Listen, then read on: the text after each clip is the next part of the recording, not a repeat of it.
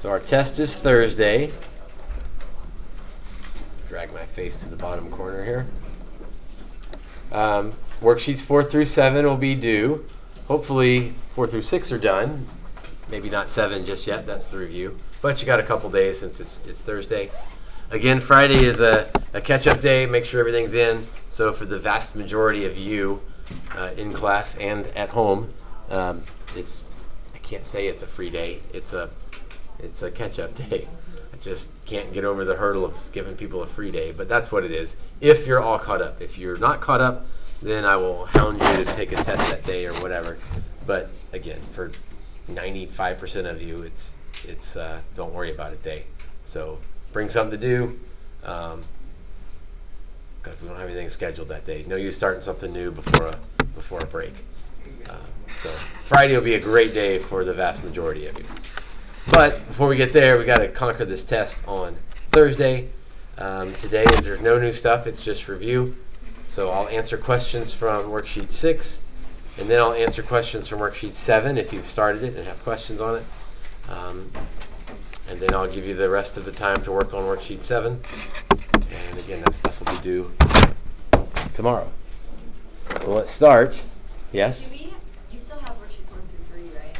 Do I still have? Yes, it looks like I do have a stack of those. So I will return those today. Yes, thank you. So, like when you're doing like one of the problems and you figure out that it's maybe no solution because it's like a negative or a radical, do you have to go back and check that and show your checking work? No, if you can bail on a problem, if you realize it's going to be no solution because you somewhere you get square root equals negative, you can kind of circle that and say no solution and be good right there. Be careful doing that, but yes, you may do that. All right, questions from this worksheet or questions in general? All right, Haven, what did you have?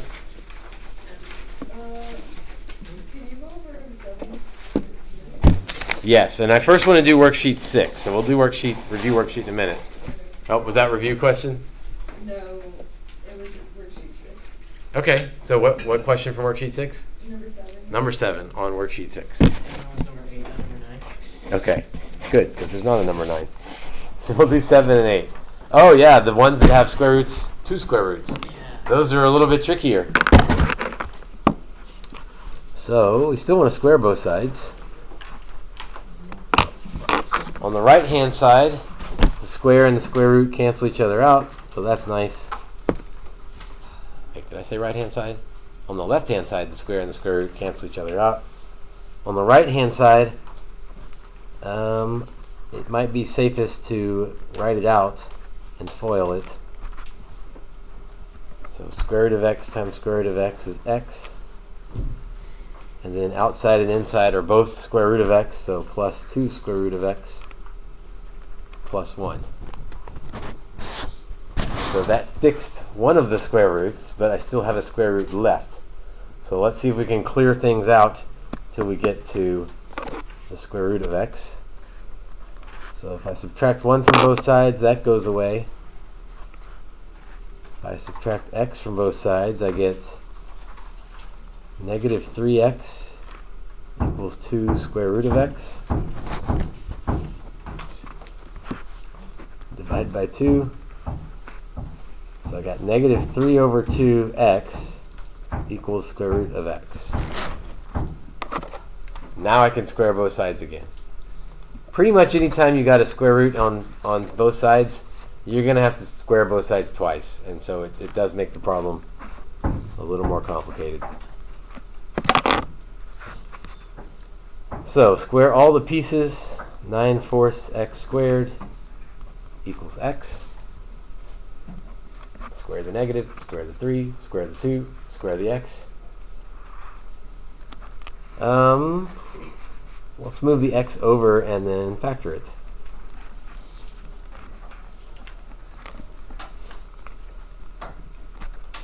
So factor out an x.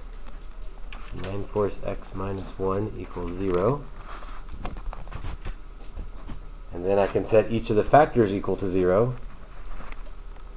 I'm not boxing them yet because I still have to check them to make sure this really works. But x equals 0 is one of my answers. 9/4 x equals 1. So x equals 4/9.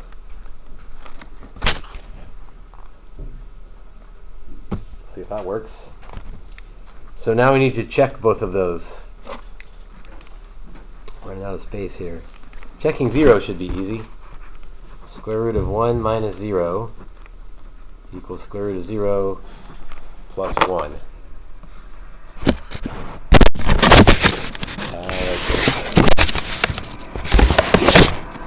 1 equals 1. Yep, that's a true statement. Checking 4/9 is going to be a little bit harder endeavor. Just there's the fraction in there. So I'm going to do it on a separate piece of paper here. 1 minus 2 times 4/9 equals square root of 4/9 plus 1. How would the first one, like the square root of 1 minus 0 equal 1? Wouldn't that be square root of 1? Yes? And square root of 1? Let's see. So 1 minus 8/9 would be 1/9. Oh, that worked out okay, because the square root of 1/9 would be 1/3.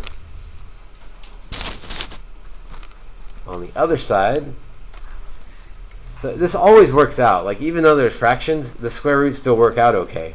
Square root of 4/9. Square root of 4 is 2. Square root of 9 is 3. 2/3 plus 1.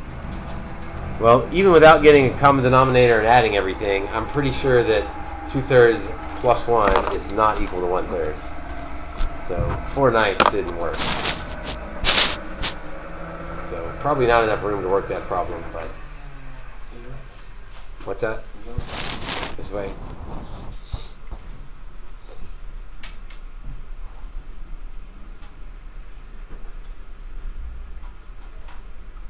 Why does x equal 4 over 9? How do you do Where did this one come from? Yeah.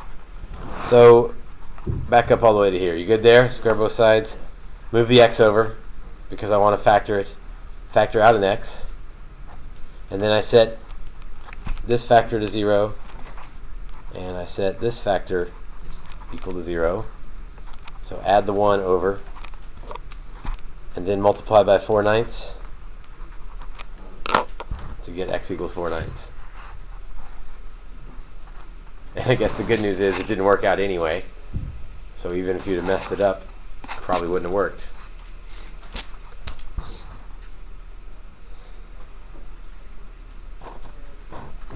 Let's do number 8. Yeah, 7 and 8 are the, if you can dodge a wrench, you can dodge a dodgeball problems. Oh no, have you not seen that movie? I guess I'm too old now. The movie Dodgeball? It's a stupid movie, comedy.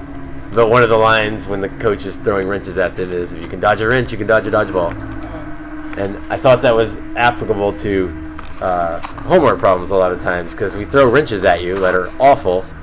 But the idea is if you can solve 7 and 8, you'll be fine for the test. So if you can dodge 7 and 8, you can dodge the test. On number 8, I could square both sides right now, but I think I would like to fix the square root of x plus 1. I think that would be a better choice to fix.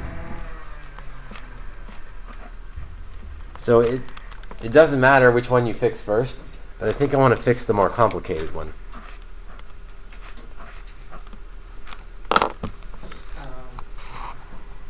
I mean, I'm either going to have a mess on the right, and if I'd have squared it first, or a mess on the left. Now I'm going to have a mess on the left. It's a mess either way. I think it's going to be better doing it this way. X plus 4 square root of x plus 4. It sounds like they're right there. Yeah. I guess they are right there, but is it worse on the first floor? Does anybody have a class on this? Yes. Yes. It's terrible? Yeah, the sophomores are taking a test and they're like shaving a wall down outside the window. Nice. Square both sides. So now I have square root of x that I need to get by itself. Let's see, minus the x's, that's nice. Minus a 4. So 4 square root of x equals negative 3. Square root of x equals negative 3/4. I'm waiting for someone to raise an objection at this point and bail me out of this problem. It's a negative 7 squared. Square root of something is never going to be negative. So I'm pretty sure I can pull the plug on this problem right here and say this is not going to work. Now, most of the time we don't catch that. We're just so focused on working the process that we don't catch it. So I'm going to keep going, put a star there, and maybe I'll remember to come back and see if that would have worked for us. So x equals 9/16. At least there's only one value to check. That's nice. Again, I think this is all in vain because I had a square root equals a negative number, and that shouldn't happen.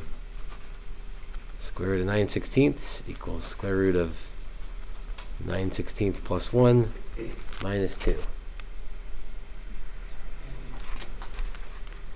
Again, you get fractions, but they all work out, so it's not awful. So 3/4. 9/16 plus 1, that would be 16/16, known as 25/16. And so again, it works out. 5/4. Well, there's probably some people in Algebra 1 who think that 5/4 minus 2 is 3/4. Those people that don't know how to add or subtract fractions, right? Because 5 minus 2 is 3, so it works. But for the rest of us that know how to add and subtract fractions, this is not equal to each other. So it didn't work, which means I would have been right back here to say, wait a minute, no solution. So if you're really paying attention, you might save yourself a minute on the test. If you're not, and again, most people aren't because they're just focused on working the problem and thinking through, it's no big deal. It'll end up no solution anyway. And since it's a block day test, it's not like you need to shave 30 seconds here and a minute there. Like timing, I think you'll be fine. I have a question. So why does like 8 work with the no solution, but 7 never work with the no solution? They both have a negative. Okay, right here. Right in here. Because, well, it was 0 that made it work. Because there was an x here. If that x hadn't been there, then we could have pulled the plug right there and said this won't work. But because there's an x there, the only thing that would have worked is a 0. Because square root of 0 equals 0. So, and that's why I hesitate when I say you can do the shortcut, but you better be real careful. It better be square root equals a negative number. Not a negative number times x, but just a negative number. Good question, though.